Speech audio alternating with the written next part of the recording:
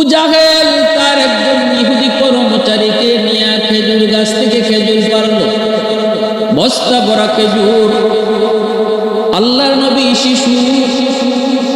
শিশুকালে রহমতের নবী, মায়ার নবী, শিশু সুলভ আচরণ থাকাটাই তো স্বাভাবিক। তাও তো আবার চাচা আবু জাহেলকে যায় বললেন, চাচা আমাকে 2টা খেজুর আপনি দিবেন নি? আবু জাহেলের কাছে 2টা খেজুর চাইলেন শিশু নবী। আবু জাহেল কয়, আমি তোরে 2টা খেজুর দিব, তবে শর্ত আছে। শর্ত হলো তুই আমার এই খেজুরের বস্তাটা আমার বাড়িতে নিয়ে দিয়ে আসবি। আল্লাহ নবী এই শিশুর মাথায় এই খেজুরের বস্তাটা উঠায় দিল। রহমতের নবীও রাজি হয়ে গেলেন। কত বড় নিষ্ঠুর, কত বড় পাষাণ! তারা বড় শক্তিশালী, তারা নিতে পারত, কিন্তু নবীর মাথায় এই খেজুরের বস্তাটা উঠায় দিল। আল্লাহর নবী খেজুরের বস্তা মাথায় নিয়ে যাইতেছেন 2টা খেজুর পাওয়ার লোভে, 2টা খেজুর পাওয়ার আশায়। পিছনে পিছনে আবু জাহেল যায়, পিছনে পিছনে সেই ইহুদি কর্মচারীটাও যায়। নবীজি আবু জাহেলের বাড়িতে নিয়ে খেজুরের বস্তাটা রাখলেন। এরপরে নবী বলতেছেন, চাচা দেন আমার খেজুর দেন। আবু জাহেল নবীকে 1টা খেজুর দিল। রহমতের নবী বলতেছেন, চাচা আপনি না বললেন আমাকে 2টা খেজুর দিবেন, 1টা কেন দিতেছেন? নবীজি কথা বলা মাত্রই আবু জাহেল নবীকে গায়ে যদ্দুর শক্তি আছিল, এদ্দুর শক্তি ব্যয় করে নবীজি পবিত্র গাল মুবারকের মধ্যে একটা কষায় চর বসায় দিল। নবীজির গালে একটা চোর মারলো, আঘাত করলো। রহমতের নবী, মায়ার নবী, দয়ার নবী কিছুই বলেন না। নবীজি চুপ হয়ে আছেন। আল্লাহর নবীজি দাঁড়ায় আছেন, বলতেছেন, চাচা আপনি আমাকে মারলেন কেন? আমি তো অন্যায় কিছু বলি নাই। ঠিক আছে, ঠিক আছে, আমার 2টা খেজুর লাগবে না। এই বইলা নবীজি একটু মাত্র আসা শুরু করলেন। আবু জাহেল পাশে দাঁড়ায় আছে কর্মচারী, খেজুরের বস্তাটা খুলল, খুইলা দেখে আল্লাহু আকবার, বস্তা ভরা খেজুর। এ যুবক একটু তুমি কও না, একটু শোনা।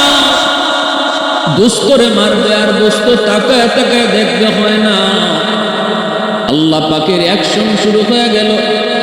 বস্তার মুখটা খুইলা দেখে বস্তা ভরা খেজুর। মুহূর্তের ভিতরে সবগুলি ছোট ছোট পাথর হয়ে গেছে। ইহুদি ডাক দিয়া কয়, মালিক দৌড়ে আসো, তাড়াতাড়ি দেখো, তোমার খেজুরের বস্তার খেজুরগুলি সব পাথর হয়ে গেছে, সব পাথর হয়ে গেছে। আবু জাহেল এই দৃশ্য দেখা আল্লাহর নবীর উপরে আরো রাগান্বিত হলো। এই ছোট্ট বালক মুহাম্মদের কারণে আমার বস্তা খেজুরের বস্তার খেজুরগুলি পাথর হয়ে গেছে। নবীজির কাছে দৌড়ায় দেয়, আবার থামায় দিছে, মুহাম্মদ দাঁড়া, তুই এত বড় জাদুকর, আগে জানি না, তুই জাদু কইরে আমার খেজুরগুলিরে পাথর বানায় দিছ। আল্লাহর নবী ছোট বালক, নবী কিছুই বুঝেন না, বুঝার কথাও না। রহমতের নবী কয়, চাচা বিশ্বাস করেন আমি কোনো জাদুকর নই, আমি জাদুবিদ্যা শিখি নাই। কার কাছ থেকে জাদু শিখবো? আমি তো পড়ালেখাই করি নাই, কারো কাছে শিক্ষা করার জন্য কোথাও যাই নাই। চাচা আপনি ভুল বলতেছেন, আমি জাদুকর নই। এই কথা বইলা মায়ার নবীরে আরো একটা চর মারল। নবীজি এবারও কোনো জবাব দেন না। নবীজি আরো বলতেছেন, চাচা আপনি আমাকে মারলে খুশি হন, আপনার হাতে কি ব্যথা পান না? আপনি কি হাতে ব্যথা পান না? মনে হয় হাতে ব্যথা পাইছেন চাচা গো, আমি তো অন্যায় কিছু করি নাই, আমি এমনটা কিছুই করি নাই। এই বইলা রহমতের নবী মন খারাপ করে নবীজি বাড়ির দিকে চলে আসতেছে। এই দিকে ইহুদি, সে তার ইহুদি পণ্ডিতের কাছে যায় সব বলে দিছে, মুহাম্মদ এত বড় জাদুকর, আবু জাহেল মুহাম্মদের সাথে খারাপ আচরণ করেছে, আমি নিজের চোখে দেখেছি। কিন্তু ফলাফল কি হলো? বস্তা ভরা খেজুর চোখের সামনে পাথরের টুকরা হয়ে গেছে। আবার যে আবু জাহেল মারছে, মুহাম্মদ তখনও কিছু বলে নাই, বরং আরো সুন্দর ব্যবহার করছে। চাচা আপনি হাতে ব্যথা পাইছেন? ইহুদি কয়, আমি জীবনে কত মানুষ দেখেছি গো, আমি জীবনে কত খারাপ আচরণ দেখেছি, কিন্তু কারো কারো সাথে খারাপ আচরণ করলে এত সুন্দর কথা জীবনে শুনি নাই। ইহুদি পণ্ডিত তাওরাত কিতাবের পণ্ডিত কয়, এটা তো নবীর লক্ষণ, এটা সাধারণ কোন মানুষের লক্ষণ নয়। আর আমাদের তাওরাত কিতাব বলে এই সময়টাতে আখেরি নবী বাল্য বয়স চলবে। মনে তো হচ্ছে এমনই, মুহাম্মদ তার নাম হবে। এই বালকই নিয়ে আবার শেষ নবী। ওই ইহুদি আবার আবু জাহেলের বাগানের কাছে আসলো, আইসা দেখে বাগানের মধ্যে যতগুলি খেজুর গাছ ছিল, সবগুলি খেজুর গাছের খেজুরগুলিও ছোট ছোট পাথর হয়ে ঝুলতেছে, ছোট ছোট পাথর হয়ে ঝুলতেছে। ইহুদি সে আবার দৌড়ে আবু জাহেলের কাছে যায়, যায় বলতেছে, মালিক আপনি যা করছেন অত্যন্ত চরম খারাপ কাজ আপনি করছেন। প্রকাশ্যে নিজের চোখে দেখছেন, অন্যায়ভাবে মুহাম্মদকে কেন আঘাত করলেন? সর্বনাশ তো আপনারই হয়েছে, মুহাম্মদের তো ক্ষতি হয় নাই। কয় আর কি হয়েছে? কয় আপনার বাগানের খেজুরগুলা, খেজুর গাছে একটা খেজুরও নাই, সবগুলি খেজুর পাথর হয়ে গেছে। আবু জাহেল দৌড়ে আসছে, বাগানে এসে দেখে ঠিক সবগুলি খেজুর পাথর হয়ে গেছে। আবু জাহেল আল্লাহ নবীর চাচা আবু তালিবের কাছে আসলো, আইসা ডাক দেখো, আবু তালিব তোমার বাতিজা কো? বাতিজা মুহাম্মদ রে ডাকো। নবীজি চাচা আবু তালিব কি হইছে? কয় মুহাম্মদ অনেক বড় জাদুকর, জাদু কইরা আমার বাগানের খেজুরগুলি পাথর বানায় দিছে, জাদু কইরা আমার পাড়া খেজুরগুলিও পাথর বানায় দিছে। কই তোমার বাতিজা মুহাম্মদ, একটু ডাকো। কই গেছে? নবীর চাচা আবু তালিব কয়, আমার বাতিজারে তো আমি খুঁজতেছি। আবু জাহেল কয়, দেখো কোথায় গেছে, কোন জঙ্গলে গেছে, আর বাঘ ভালুকে নিয়ে খেয়ে ফেলছে। টিটকারি মস্কারি করে। নবীজির চাচা আবু তালিব যদিও ঈমান আনেন নাই, কিন্তু নিজের মনের জানের চেয়ে বাতিজা মুহাম্মদকে বড় ভালোবাসতেন, আল্লাহর নবীকে মায়া করতেন। পাগলের মতো আবু তালিব বের হয়ে গেলেন বাতিজাকে খোঁজার জন্য। শিশু নবী, রহমতের নবী, তিনি একটা পাহাড়ের উপর উঠে নিরিবিলি একা একা বসে বসে কাঁদতেন, চোখের পানি ফলায় কাঁদে। মালিক আজ যদি আমার আব্বা আম্মা দুনিয়ায় থাকতো, আমাকে কেউ আঘাত করতো না। আজ যদি আমার বাবা দুনিয়ায় থাকতো, আমাকে এমন কতই না খেজুর খাওয়াইতো। মালিক আমি তো কোনো ভুল করি নাই। চোখের পানি ফলে শিশু নবী পাহাড়ে উঠে একা একা কাঁদেন। আবু তালিব পিছনে যায়, নবী দাঁড়াইছে, দাঁড়ায় দেখতেছে নবী কাঁদে। আর কয়, মালিক আমারে তুমি এতিম বানাইছো, জন্মের আগে বাবা হারাইছি, বুঝ হওয়ার পর মাকেও হারাইছি। দুনিয়াতে কত সন্তান আব্বাকে আব্বা কয়ে ডাকে, দুনিয়াতে কত সন্তান চোখের সামনে আমার মাকে মা কয়ে ডাকে। আমি নবী, আমি মুহাম্মদ আজ পর্যন্ত আব্বা কয়ে ডাক দিতে পারি নাই গো। বাবা ডাকের ভিতরে কত মজা আমি জানি না, আব্বু ডাকের ভিতরে কত মজা আমি বুঝি না। সাথে সাথে নবীর চাচা আবু তালিব, আমার নবী মায়ের নবীকে বুকে জড়ায়া ধরে বাতিজা কান্দিস না, আয় বাতিজা আমার বুকে আয়। চাচা যতদিন আছি তোর সাথে খারাপ ব্যবহার করার সাহস কারো নাই, আয় আমি আবু জাহেলকে জিজ্ঞেস করব, আয় বাতিজা আমার কুলে আয়। মায়ার নবী শিশু নবীরে কুলে উঠাইয়া আবু তালিব বাড়িতে নিয়ে আসলেন। রহমতের নবী মায়ার নবী বসে আছেন বাড়িতে একা একা। নবীর চাচা আবু তালিব আবু জাহেলের কাছে গেলেন। মজলিসের মধ্যে যাই আবু জাহেলকে ডাক দিয়া কয়, রে আবু জাহেল তুই আমার বাতিজারে কেন মারলি একটু ক। তখন আবু জাহেলের নাম ছিল আবুল হাকাম। কেন তুই আমার বাতিজারে মারছো? আমার বাতিজা কি তোর সাথে কোনো খারাপ আচরণ করেছে? তোর কোনো ক্ষতি করেছে? বাতিজা কি তোর সাথে কোনো অন্যায় আচরণ করেছে? দুইটা খেজুর চাইছে, মন চাইলে তুই দিবি, নাইলে দিবি না। ছোট মানুষ চাইতেই পারে, ছোট মানুষ চাইতেই পারে, মন চাইলে দিবি। তোর দয়া হলে তুই দিবি, নাইলে দিবি না। মারলি কেন আমার বাতিজারে? চোখ থেকে পানি কেন ঝরাইলি? মনে রাখিস আমার এই বাতিজা মোহাম্মদ সাধারণ কোন বালক নয়, আমার বাতিজা জাদুকর নয়, কিন্তু তার চোখের পানি দিতে যায় না রে আবু জাহেল। এই চোখের পানিতে তোর সকল সব কিছু জলে পুরোসাই হবে। এই বইলা নবীর চাচা আবু তালিব আবু জাহেলের কাছ থেকে চলে আসলেন। আবু জাহেল তাকায় তাকায় শুধু দেখলো, তাকায় তাকায় শুধু দেখলো আল্লাহর নবী, রহমতের নবী, মায়ার নবী, দয়ার নবীকে আবু জাহেল আঘাত করে শুধু একবার নয় গো, বারবার আঘাত করেছে।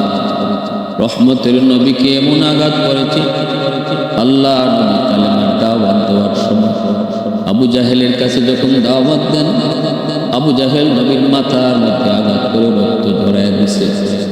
নবীজি রক্ত মাখা মাথা লয়া যখন নবীজি ঘরে আসলেন, আম্মা জান খাদিজাতুল কুবরা রাদিয়াল্লাহু তাআলা আনহা নবীজির মাথার রক্তগুলি মুছতেছেন, চোখের পানি দর দর করে পড়ে আর বলেন, মালিক আজ আমার স্বামীর বুঝি কেউ না। আবু জাহেল অন্যায় ভাবে আমার স্বামীর মারল, প্রতিবাদ করার বুঝি কেউ নাই।